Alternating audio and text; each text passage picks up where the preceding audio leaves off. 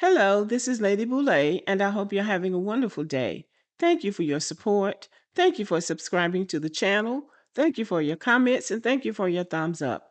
Thank you for all you do to support the channel. And yes, we are commanded to love one another, whether we want to or not, or whether we agree with each other or not. So we know now that Reverend Jesse Jackson has passed away. We can talk about the disconnect between Reverend Jackson and today's Black Americans, the ones who have gripe with him. But I don't believe this is the time to try to smear his name. So I'm going to let you listen to this young man because I agree with him. Common sense approach. And let me start off by saying rest in peace to Mr. Jesse Jackson today. As a Black American and as Black Americans, I'm sure there's a lot of things that we could say about Jesse Jackson that we don't agree with. But I don't really think this is the time for us to do such a thing. While we're in this state of trying to get people from other countries that's here as immigrants to understand what our people went through and the struggles that they went through to pay the way so they can live the life and have the opportunities that they are experiencing here in this country. Now, for us to try to get them to understand that and respect that, but at the same time publicly going out our way to be foul or nasty towards one of those leaders, I don't think it'll do us any good, And again, some of y'all might have some right in what you say, but some things we can keep amongst ourselves. Talk to your family about that, your friends, and at the little spots we be at, and to your children. But getting on these public platforms, disrespecting Jesse Jackson to get some views or something, even if you're in the right, it don't do no good for us at this moment when we're trying to get other groups and cultures to people to understand the things that our forefathers and foremothers went through so they can enjoy what the fuck they enjoy. Now that Reverend Jackson has passed away, I think it is perfectly fitting for us to speak on his legacy, but I do believe we should do it with respect. So we can talk about his legacy, and it sits at the intersection of history, identity, and unintended consequences. Because when people ask why so many Black Americans eventually turned against Jesse Jackson, the answer isn't petty, and it's really not even personal. It's structural, it's emotional, and it's about identity. This is not about tearing down a civil rights figure. It's about understanding how one decision, one label, reshaped an entire community's political identity and why the fallout is still being felt today. By the late 90s, a lot of Black Americans felt Jesse Jackson had moved from bold civil rights advocacy into a softer, more institution friendly lane. And when a leader starts sounding more like a gatekeeper than a truth teller, people notice, and that shift created distance. Reverend Jackson was a central figure in the SCLC, the Southern Christian Leadership Conference, the organization led by Dr. Martin Luther King. Dr. Martin Luther King was assassinated in 1968. Jesse Jackson was supposedly there when he was assassinated. Many people thought that since he had been such an integral part of the civil rights movement, that he would take it to the next level after Dr. King was killed. And I think he was given time, and I think we waited for him to do that. But what happened was that he seemed to have veered off into another direction. And suddenly, he was a spokesperson for everybody. He was out there trying to save the world instead of sticking to the original mission of saving his own people. When Jesse Jackson started talking about that Rainbow Coalition, where he was including everybody, I think black Southerners, many, started looking funny like, wait a minute now. We went from black people and our civil rights to including everybody.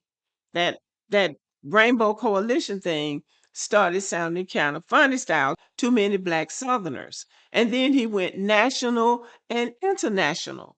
And it looked like it no longer was about black Americans, but about whatever agenda Reverend Jackson was pushing. And then came the African American label. This is the turning point. Jesse Jackson championed the term African American as a unifying ethnic label, but many Black Americans felt it was introduced without real community consultation. And over time, that label blurred a very specific lineage, the lineage of Black Americans whose ancestors built this country under slavery, survived Jim Crow, and forced the United States to live up to its Constitution. Once the label broadened, institutions broadened with it. Suddenly, anyone with black skin, regardless of immigration history, cultural background, or political lineage, was placed under the same umbrella. And that made it easier for the unique history, culture, and political claims of Black Americans to be diluted or overridden. So, this is the knock against Reverend Jackson to this day, the African American label, because Black Americans feel like it has been used against us.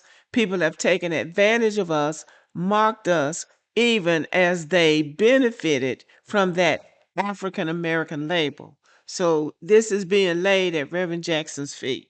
So his legacy is somewhat mixed. Older generations, myself included, remember his presidential runs and civil rights work.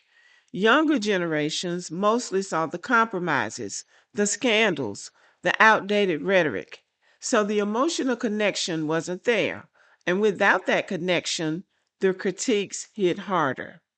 As Black Americans began reclaiming our specific lineage through ADOS, FBA, and broader Black American lineage frameworks, Reverend Jackson's pan ethnic approach felt out of step with the moment.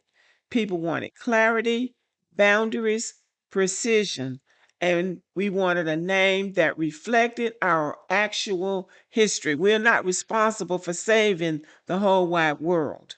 We need to get our own house in order. But at the end of the day, Reverend Jackson didn't set out to erase us. He really didn't. I think that Reverend Jackson got bigger than he thought he would get.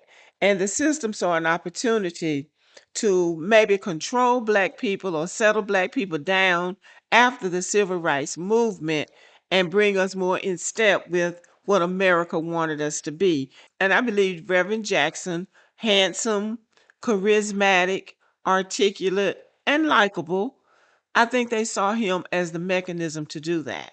I believe his intentions were good. I don't believe he set out to hurt us, but intentions don't erase impact. Black Americans have a distinct lineage.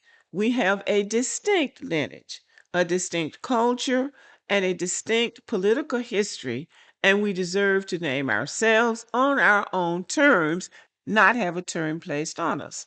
That's not disrespect, that's dignity. And reclaiming that clarity isn't about rejecting the past. It's about finally telling the truth about who we are. Again, I don't believe that Reverend Jackson meant to do any harm. In a perfect world, we Black people of African descent would understand that we are all in the same matrix and we would be stronger and get more done in the world if we were unified. But that unity cannot begin with Black Americans. We were cast out of Africa, those of us whose family members were sold into slavery. We were cast out. So it's not for the cast offs to unify. There are 980 million sub Saharan Africans. They need to begin the unity and show us what it would look like. And then that would give us an opportunity, the ones who want to get on board with it. But that unity cannot begin with the people who were cast off and cast out of the continent. And I think that that's what people have expected us to do. but they don't want to be unified. They just want to take what we have gained, our suffering, our agency, and our success, and they want to benefit off of it. And that's where the line has been drawn, and that's where the gate has gone up. I'm not blaming that solely on Reverend Jackson because he meant well. I believe he meant well, and he tried. And so, as far as I'm concerned, I can wish him peaceful rest. I appreciate the work that he did do that did uplift Black Americans. So now it's just our job to pick up the bar and keep going. But for me, I say, rest in peace, Reverend Jackson. Okay, y'all, let me know what you think about the video. Give me a thumbs up. Keep warm out there now, and have a good evening.